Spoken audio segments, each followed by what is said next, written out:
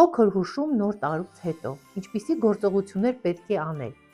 Եթե հունվարի առաջին օրերին զգաք ծանրություն, այրոց, ցավ փքվածություն, հիշեք, դա նոր տարվա բոնուսն է,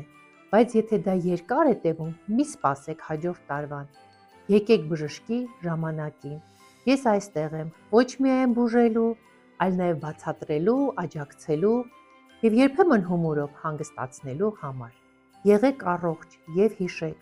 առողջ մարսողությունը լավ կյանքի հիմքն է։ Ձեզ հետ է դոկտոր Հասմիկ Թայշյանը, գաստրոենտերոլոգ, ձեր ստամոքսի վստահելի պաշտպանն ամբողջ տարվա ընթացքում։ Եթե օգտակար է, լայքեք, մեկնաբանեք, բաժանորդագրվեք դոկտոր Հասմիկ Թայշյան ալիքին և գրեք մեկնաբանություններում, որ խմիչքն էր ամենաշատը նեղացնում ձեր ստամոքսը։